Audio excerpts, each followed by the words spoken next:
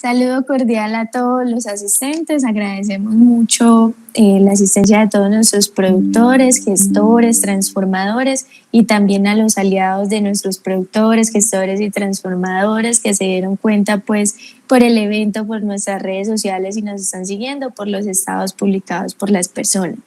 Me presento, mi nombre es Daniela López, soy la líder de Círcula. Círcula es un plan de gestión de envases y empaques que lo que busca es llevar a cabo las obligaciones a los productores con respecto a la 1407. Círcula hace parte de Fractal, que es una compañía que se está posicionando hoy y acompaña a todos los actores de la cadena en todo el tema de economía circular. Antes de dar inicio al tema que nos compete hoy, que es la ley de plásticos de un solo uso, vamos a hablar del contexto en el que estamos de la cadena de valor de la gestión de residuos. Es muy importante que nosotros sepamos el rol que cada uno desempeña porque en ocasiones partimos de desempeñar varios roles al mismo tiempo.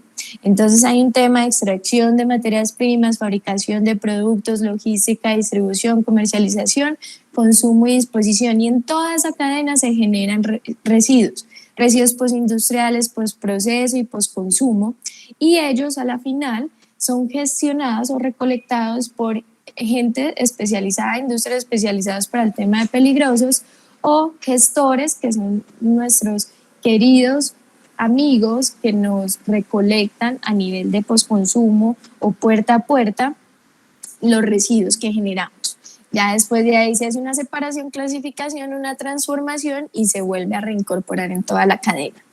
Todo esto comenzó tuvo mucha fuerza cuando apareció el decreto 596 en el 2016 que ayudó a esos gestores en la formalización de todo este trabajo que es la recolección de los residuos.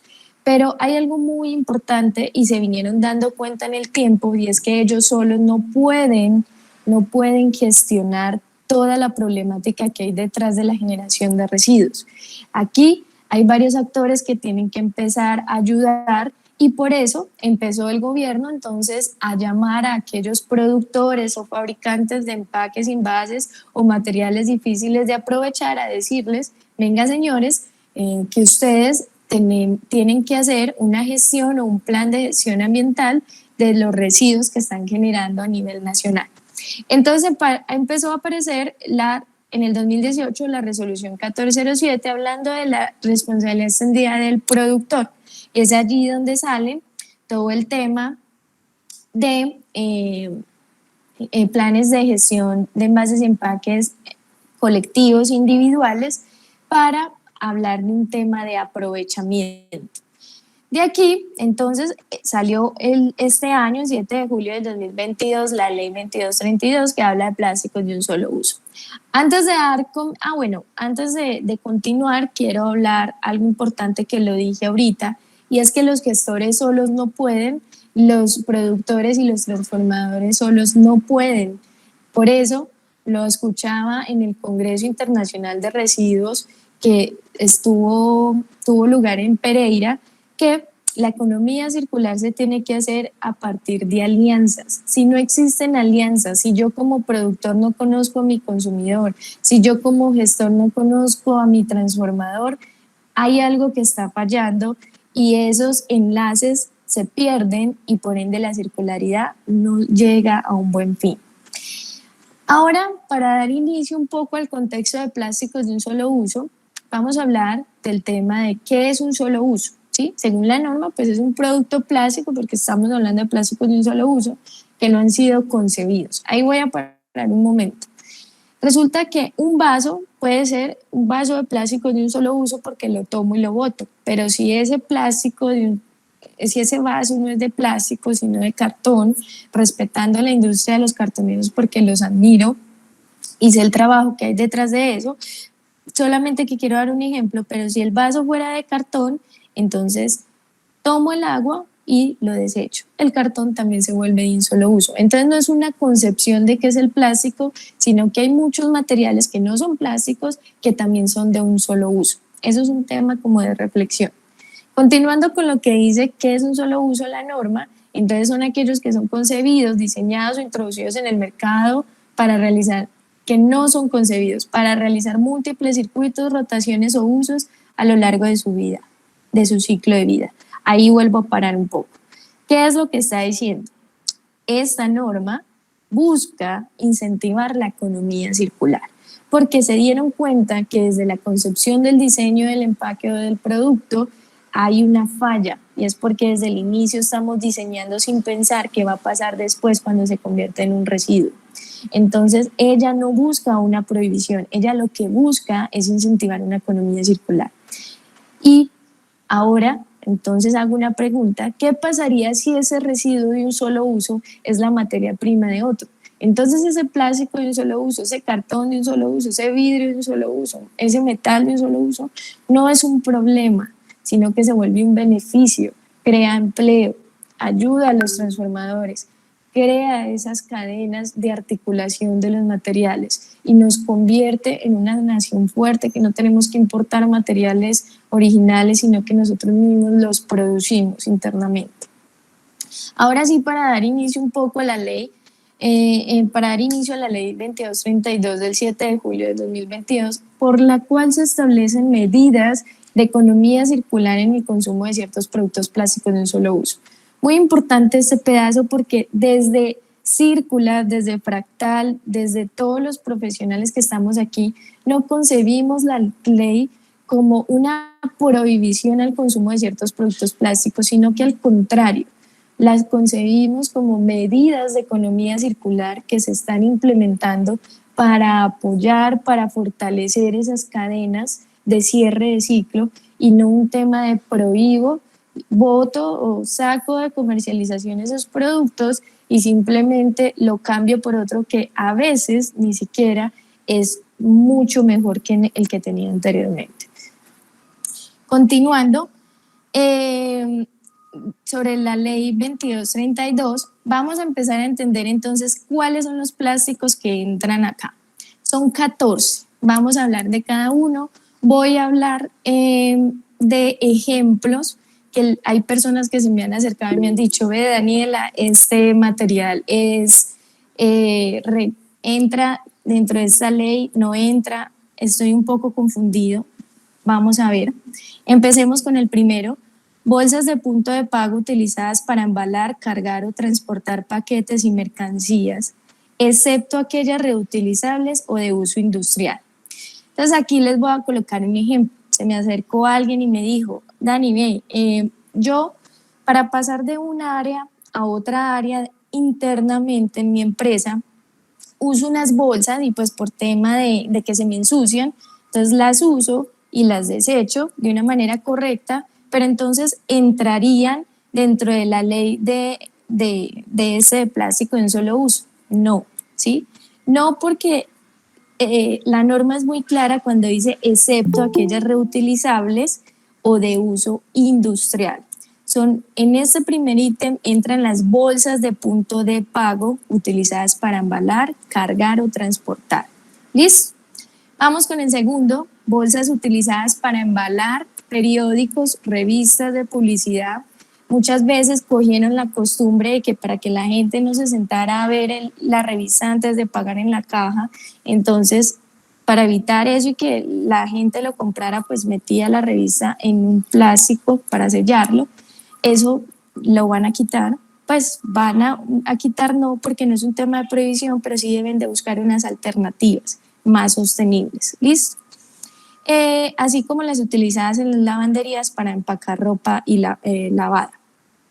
Cada ítem dice cuándo entra en vigencia.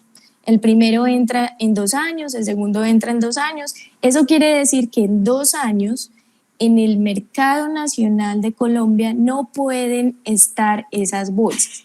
¿Se pueden fabricar? Sí, porque pueden fabricarse bolsas para exportar, pero no para ponerlas en el mercado nacional. Pueden fabricarlas sin ningún problema empresas fabricantes que venden a Ecuador, a Chile, a otros continentes. Pero si son para ponerlas en el mercado nacional, no. Dentro de 2 años no pueden estar esas bolsas en el mercado nacional.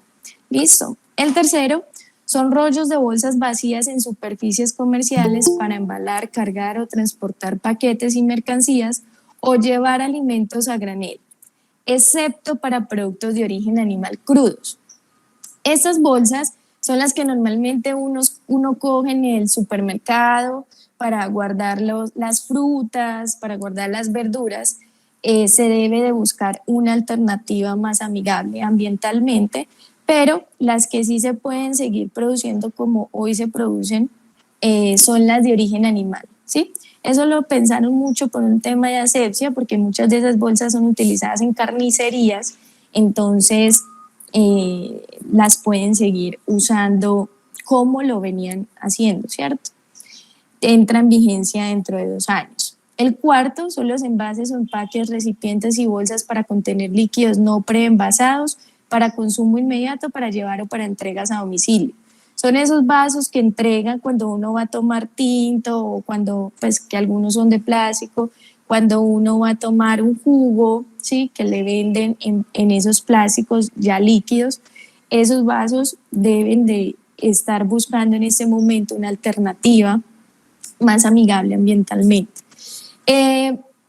Los vasos o los líquidos, ahí yo los resaltamos, los no preenvasados, o sea, los líquidos, por ejemplo, yo vendo aguas y son empacadas en bolsitas o aguas,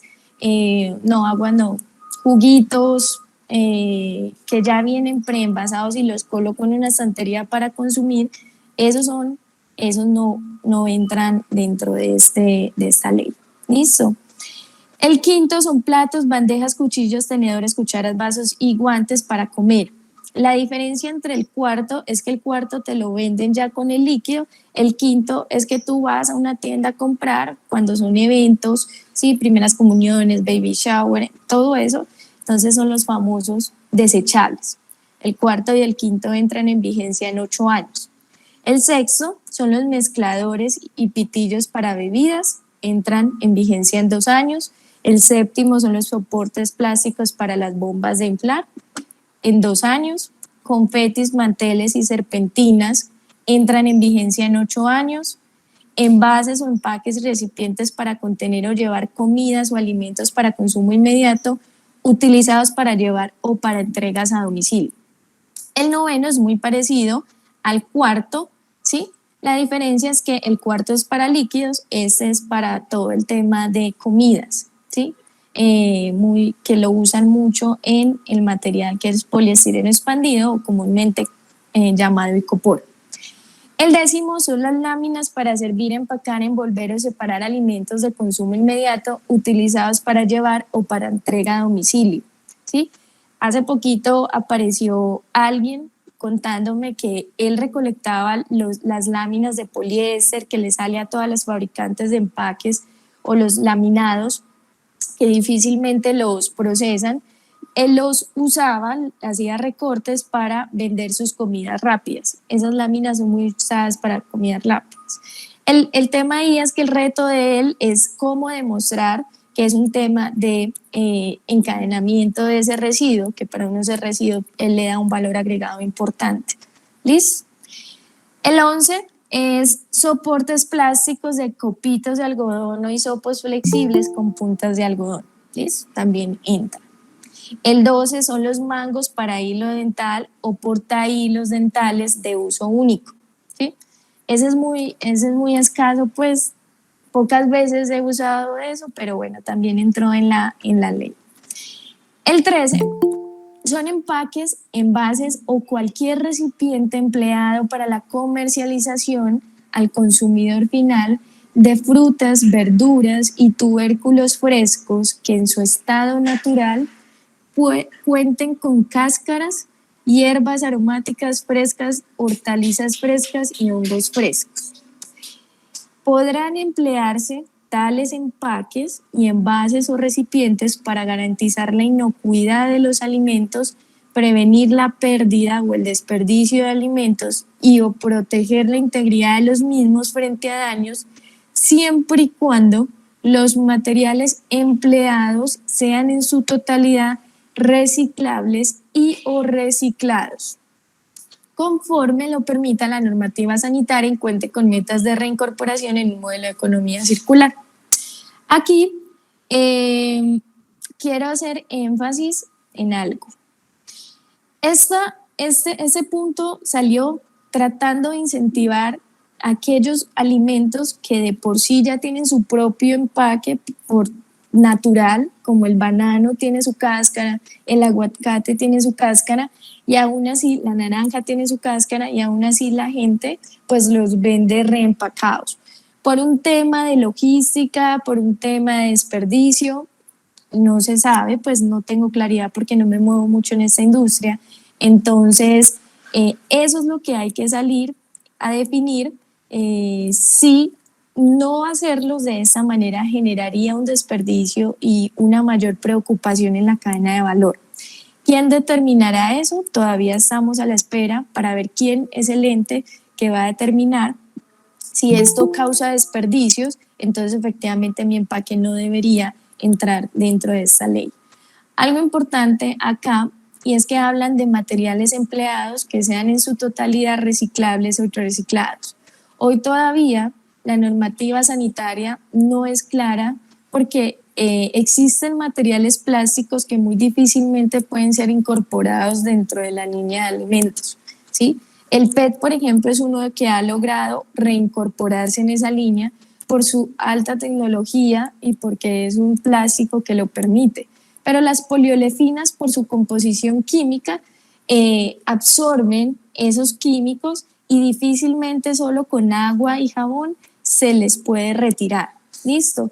Entonces todavía hay un tema en el que se está tratando a ver cómo dar solución a la reincorporación, sobre todo de poliolefinas. ¿Listo? El 14 habla de los adhesivos, etiquetas o cualquier distintivo que se fije a los vegetales, ¿sí? Esos stickers pequeñitos que se le ponen a los vegetales, también hay que buscar alternativas más sostenibles, ¿listo? Y sobre todo porque son muy pequeños. En conclusión, en esta parte, la norma entonces habla que en el plazo de 8 años queda prohibida la introducción en el mercado, comercialización y distribución de productos fabricados total o parcialmente con plásticos oxodegradables.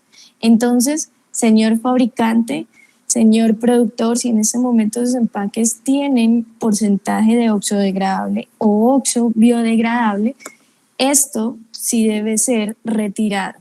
¿Listo? Ahora vamos a hablar un poco de cuáles son las excepciones, porque hablan de 14 plásticos de un solo uso, pero ¿cuáles son las excepciones a esas 14?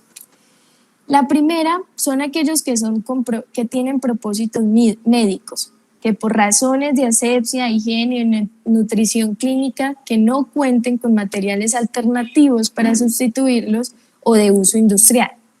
La segunda es contener productos químicos, aquellos que contengan productos químicos que presentan riesgos a la salud o para el medio ambiente en su manipulación. El tercero es contener y conservar alimentos líquidos y bebidas, pero de origen animal, así como alimentos o insumos húmedos elaborados o preelaborados. Ahorita les hablaba de los líquidos preelaborados que no entraban, que por razones de asepsia o inocuidad por encontrarse en contacto directo con los alimentos requieren de bolsa o recipiente plástico de un solo uso. El cuarto son fines específicos que por razones de higiene o salud requieren de bolsa o recipiente plástico de un solo uso de conformidad a las normativas sanitarias. ¿Listo? El quinto, prestar servicios en los establecimientos que brindan asistencias médicas y para el uso por parte de personas con discapacidad. Entonces, por ejemplo, hay personas con discapacidad que necesitan usar pitillos, pues tienen que usar pitillos, inevitablemente. Los plásticos, el sexto es muy interesante, los plásticos de un solo uso cuyos sustitutos en todos los casos tengan un impacto ambiental, humano, mayor de acuerdo con resultados de análisis de ciclo de vida. Y aquí quiero hacer mucho énfasis porque es la primera normativa a nivel mundial que empieza a hablar de un tema de análisis de ciclo de vida. Permitir que alguien, que un fabricante o un productor le pueda decir al gobierno, señor gobierno, este es empaque, este es mi empaque actual, este es mi empaque alternativo, pero haciendo un análisis de ciclo de vida, el actual es mucho mejor que el que posiblemente podría usar, eso le va a dar sustento a que usted puede continuar usando. ¿Qué es lo que pasa? Actualmente se está evaluando quiénes van a ser esos entes que van a realizar ese análisis de ciclo de vida, porque no puede ser cualquiera. Esos análisis son costosos y son difíciles, un poco complejos porque tienen diferentes alcances.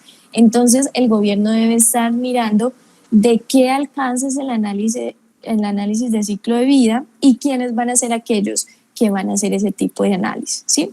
Aquí depende de qué.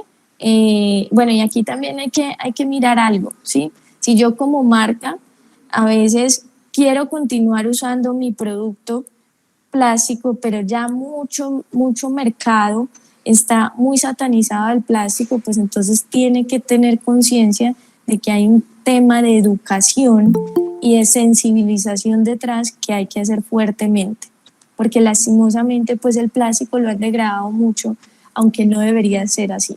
¿Listo?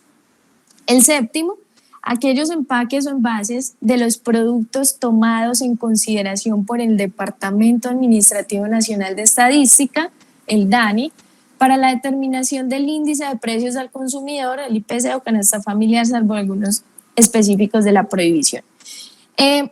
Resulta que se dieron cuenta que todos aquellos, bueno, ahí hay otra anécdota, se me acercaba otra empresa y me decía, yo hago granos, yo no tengo registro sanitario porque pues son granos, un frijol, ¿sí? Yo los empaco y los vendo.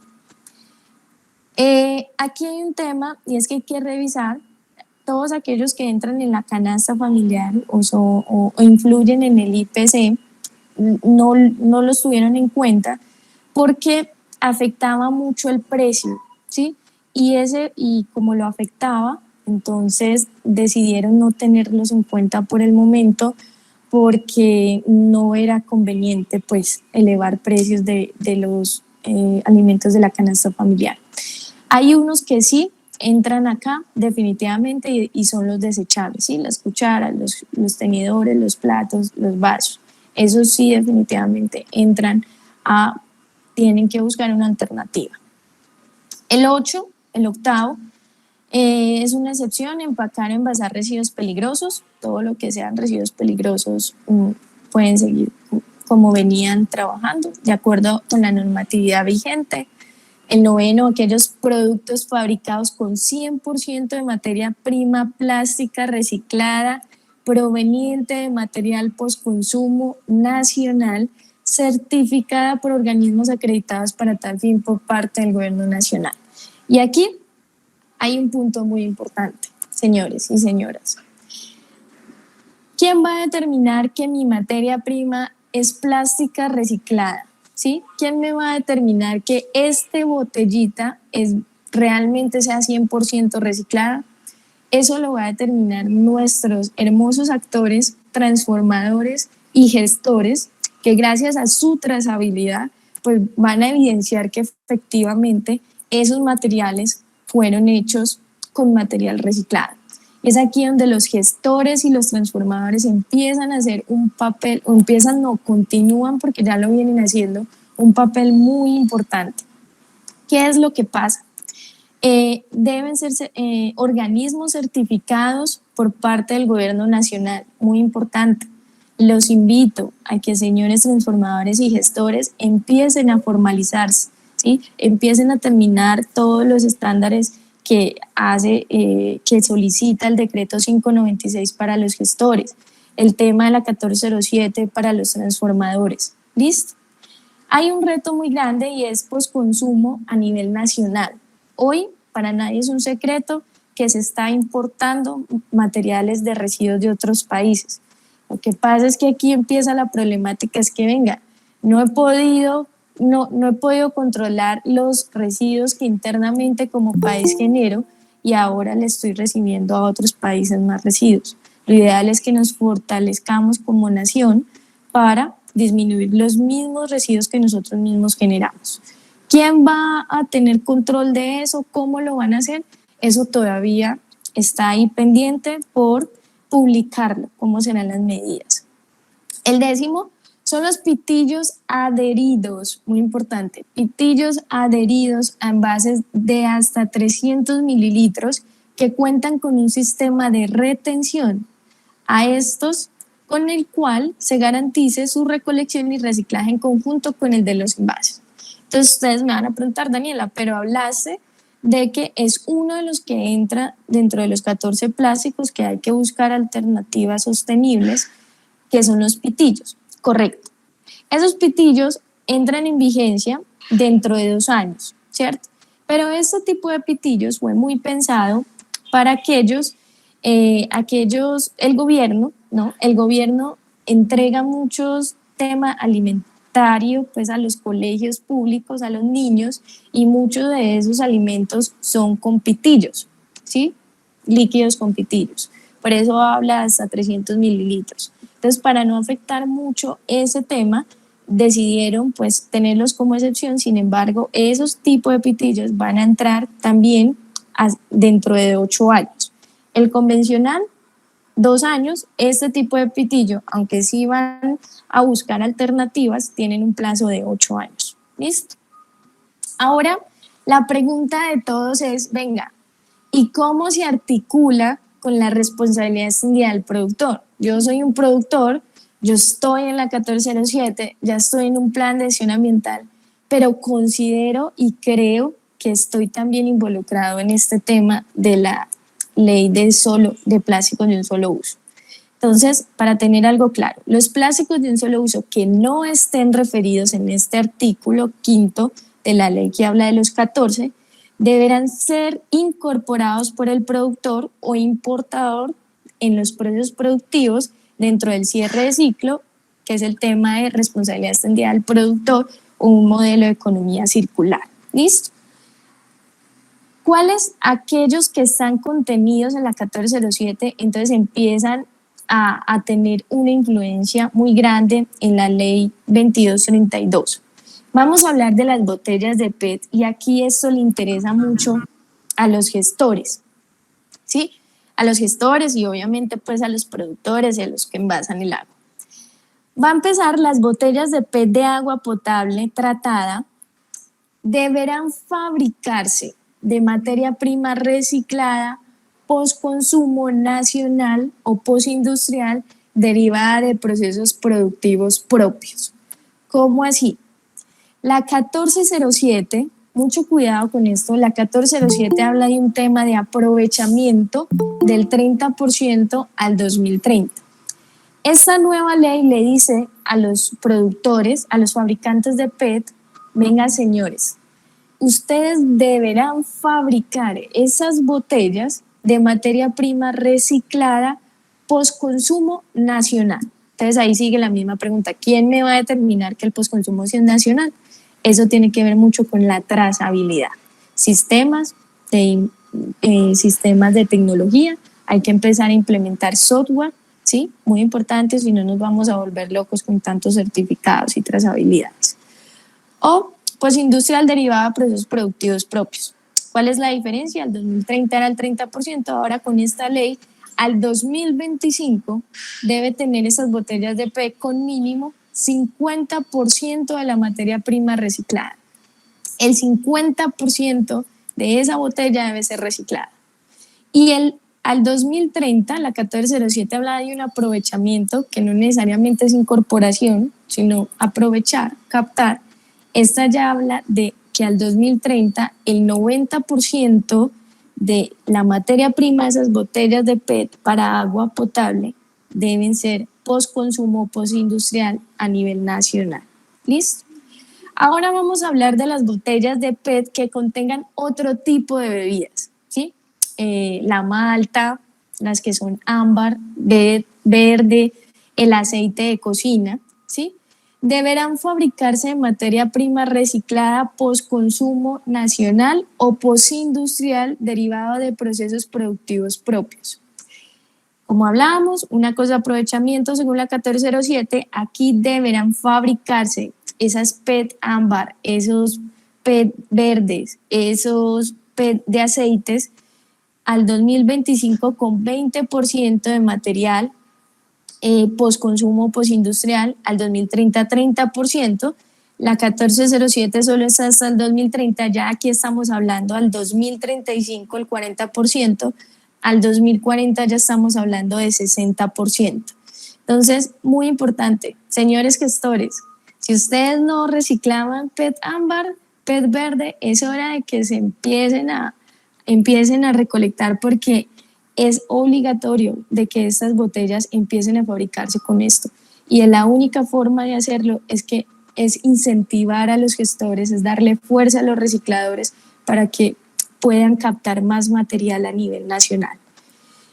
Y también entran en tema de recipientes para contener líquidos elaborados. Todos los rígidos que son hechos a partir de polietileno de alta densidad. ¿Qué tipo de rígidos? Y qué pena, me faltó la foto para que tengan un poco de contexto. El champú es hecho de polietileno de alta densidad. Muchos líquidos, generalmente los oscuros que no son translúcidos. Solo se me viene a la mente en este momento el champú. También deben fabricarse de materia prima reciclada, postconsumo nacional o postindustrial, derivada de procesos productivos propios. Eso es lo que normalmente llaman los recicladores y los gestores, los de soplado, los de inyección, ¿sí? Al 2030, el 30% de esos materiales deben fabricarse de esa materia prima. Y todas las botellas de envase y recipientes para contener líquidos deberán ser recolectadas al 50%. Entonces, nuevamente, señores gestores, más trabajo, ¿sí? Todos esos rígidos debemos demostrar que al 2030 el 50% de esos materiales son recolectados, no incorporados ni fabricados, pero sí recolectados. Entonces, es importante pues hacer como un resumencito al final de esta presentación para que tengan en cuenta que es aprovechable, que es reciclable y que es reincorporar. Bajo ninguna circunstancia se permitirá la importación de residuos para cumplir con dichos porcentajes. No se puede importar residuos, ¿sí? La idea es poder incentivar a nuestros recicladores, incentivar la generación de residuos internas de Colombia. ¿Listo? ¿Cuáles son las alternativas sostenibles entonces de las que ellos están hablando? Le dicen, vean señores, entonces empiecen a mirar productos elaborados de material plástico reciclados, ¿sí? Productos elaborados a partir de materiales plásticos reciclados y que pasen por un proceso de reciclaje efectivo. Entonces ahí la pregunta es, venga, ¿qué es un proceso de reciclaje efectivo? ¿Sí? Nosotros consideramos, pues internamente como Círcula y como Fractal, consideramos que un reciclaje efectivo, pues que cuente con las condiciones de calidad que se necesita, que necesita el transformador para que sea debidamente aprovechado. Lo segundo es que todas estas personas estén cumpliendo toda la normativa ambiental. Ustedes saben que todavía hay mucho transformador, mucho reciclador por ahí que no está bien constituido y la idea es poderlos ayudar a que formen parte de esa formalización, que no capten energía, que no usen el suelo de una manera inadecuada, que no capten agua, que no generen más contaminación en su proceso de transformación, que perjudique más el proceso en vez de estar haciendo el bien, que es lo que estamos buscando. ¿Listo? Y un tema de trazabilidad. Nuevamente vamos a lo mismo, trazabilidad. Software. Hay que implementar sistemas de software para que no sea tan complicado todo este manejo. Vamos a continuar. Que cuente con una cadena de valor que permita su aprovechamiento o tienen metas individualizadas en el marco de economía circular y de responsabilidad extendida del productor de un solo uso. Muy bien. Entonces, quiero generar productos elaborados de materiales plásticos. Ya no es solamente véndame la materia prima, es dígame de dónde me está vendiendo esa materia prima, a quién se lo está recolectando. Y a esa persona que usted le recolecta, efectivamente hay ayudas, Esto se volvió muy social, y eso es muy bueno. La segunda alternativa son materiales no plásticos reutilizables o biodegradables o plásticos biodegradables en condiciones ambientales naturales. Entonces aquí viene la siguiente pregunta. ¿Qué son condiciones ambientales naturales? Un material plástico se puede biodegradar en 1 año, en 2 años, en 3 años, en 20 años, ¿cierto? Entonces hay que dejar claro en qué condiciones se va a biodegradar. Lo segundo, y ahorita nada más hablaba con el equipo, y hay una pregunta, ¿por qué biodegradables? O sea, desde que estamos concibiendo la idea de generar un producto terminado, ya estamos pensando que se va a ir a un relleno sanitario o va a terminar en la calle o en la carretera, pues, y esa no debería ser la idea. La idea es que desde el ecodiseño, desde la concepción del producto, yo debería estar pensando después de ser usado, ¿a qué familia voy a impactar? ¿A qué industria le voy a ayudar con ese residuo para que lo aproveche? ¿Sí? Y si hablamos de composteras o de sistemas de biodegradación, todavía en Colombia se está trabajando demasiado eso.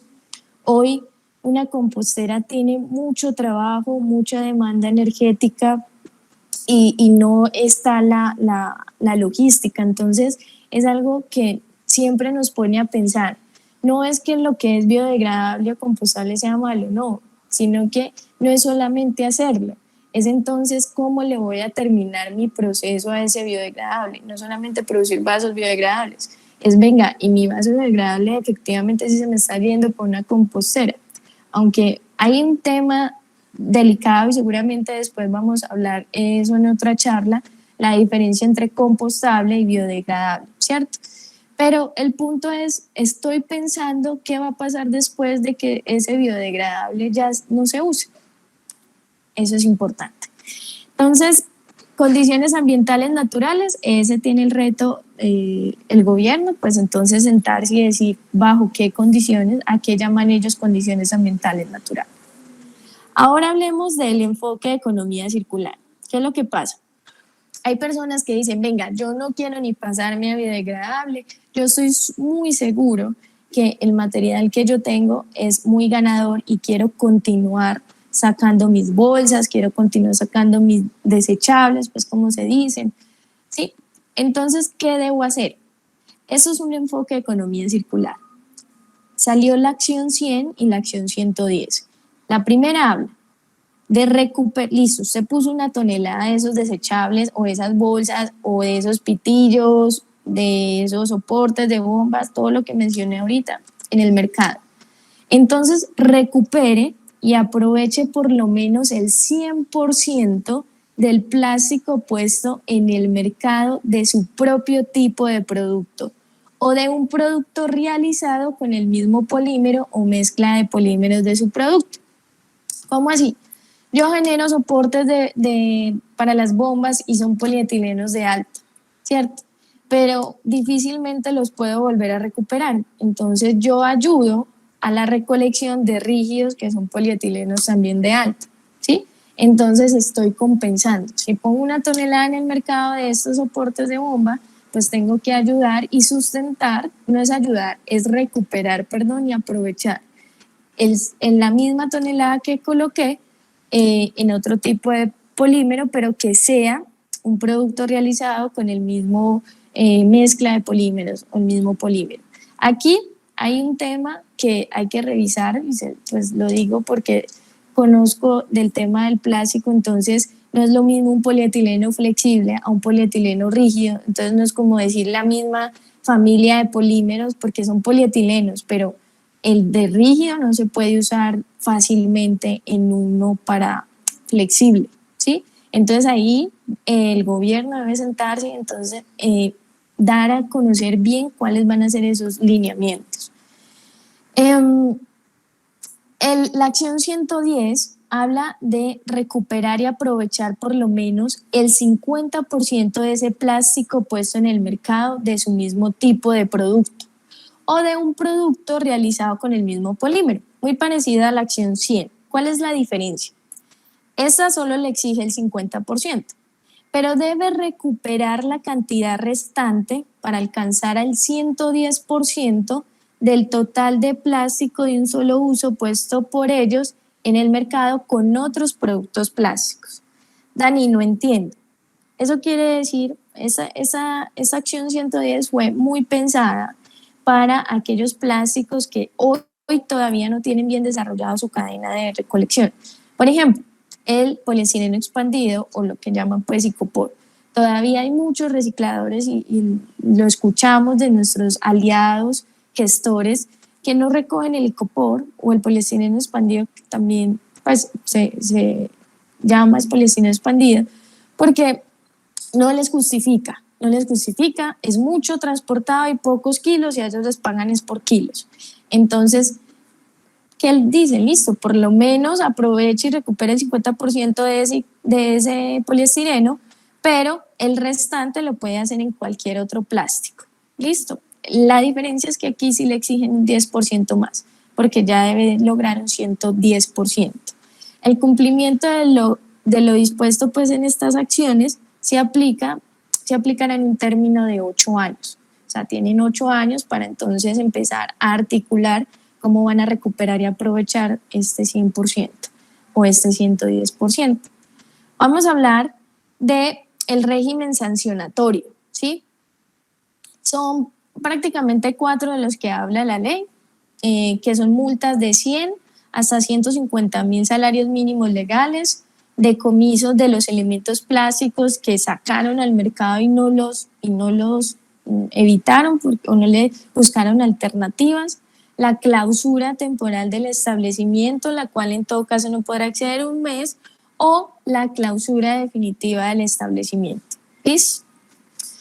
Como punto de referencia, entonces ellos hablan ya muy abajo de la tasa de degradación, que la tasa de degradación de los productos plásticos en condiciones ambientales naturales y compostaje en condiciones ambientales naturales deberán ser como mínimo del 50% en 3 años, se debe degradar, muy importante, y el 85% en 4 años, contados a partir de la disposición final del producto en condiciones ambientales naturales. Entonces sigue la misma pregunta, que es una condición ambiental natural, pero lo que sí quiero dejarle a los productores y a los fabricantes que están acá, muy importante, es que cuando vayan a decirles, ve, tengo una materia prima alternativa para tus productos y es biodegradable, que ya estén entendiendo ustedes que deben ser muy enfocados a estos lineamientos, que como mínimo el 50% se degrada en 3 años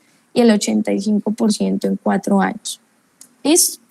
¿Qué es importante? No deben contener sustancias de composición como zinc, cobre, níquel, cadmio, plomo, mercurio, cromo, arsénico o cobalto. Entonces, ya para finalizar esta charla un poquito larga, qué pena con todos, me extendí. Bueno, ¿qué falta? Entonces es definir el ente regulatorio para el análisis de ciclo de vida. Debe existir, el gobierno debe decir quiénes van a hacer esos análisis de ciclo de vida, cómo lo van a hacer y con qué alcance. Hay que definir el ente regulatorio para la determinación de plástico postconsumo nacional. ¿Quién me va a determinar que efectivamente mi producto si tiene plástico postconsumo dentro de su estructura y que efectivamente sea un postconsumo nacional?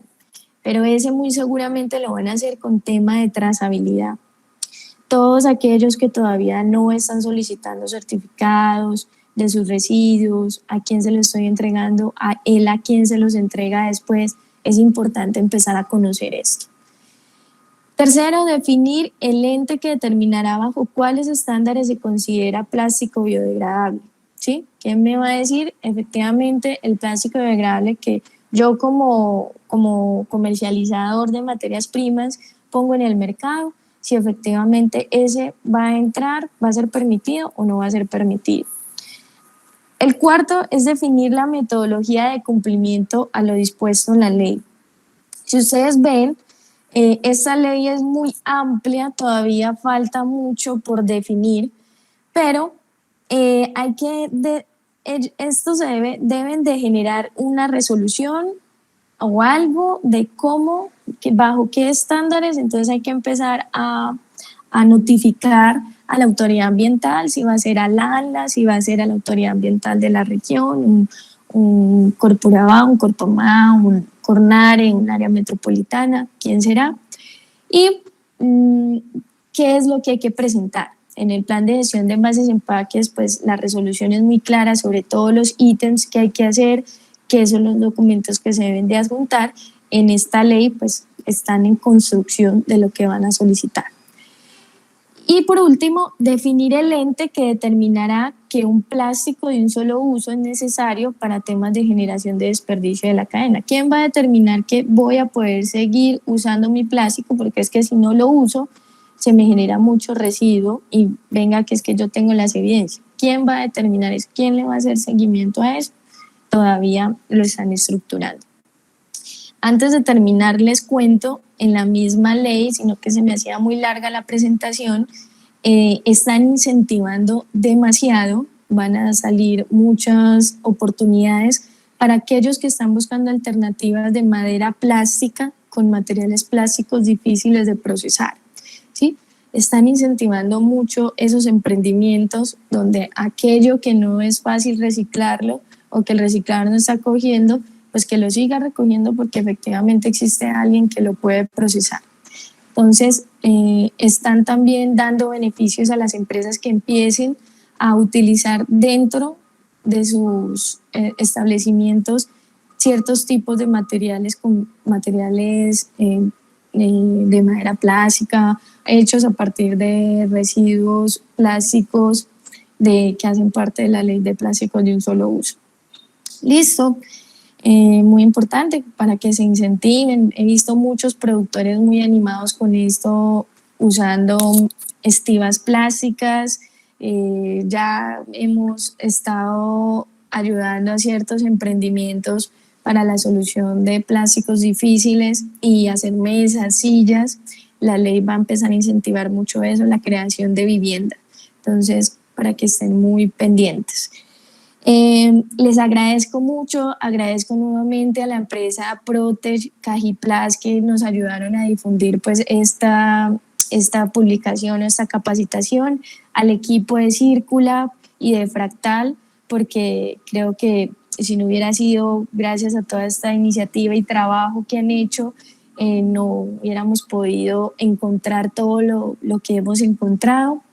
Les agradezco mucho a todos nuestros productores, nuestros recicladores, nuestros gestores, transformadores, muy agradecidos con todos porque hacen una labor muy importante para nosotros. Créanos que vivimos muy felices de la participación de todos y aquellos que son aliados de nuestros gestores, de nuestros productores, todos aquellos que no conocían a Círcula, los invitamos a que los conozcan. Si hay planes colectivos aquí haciendo presencia, estamos abiertos. Sí, somos un plan colectivo, pero también buscamos alianzas y creo que ya no vemos al otro como un competidor, sino como un aliado estratégico, y ese mensaje lo queremos dar como organización y lo queremos dar también a nuestros productores, nuestros fabricantes. Somos completamente unos aliados y estamos abiertos. Lo que necesiten me pueden escribir al correo de Círcula. Y no, nada, muchas gracias a todos. Los invito pues a conocer a Círcula y a Fractal, que estamos haciendo un trabajo muy arduo con todos los gestores, y en PET Ámbar nos estamos posicionando muy bien. Entonces, les agradezco mucho.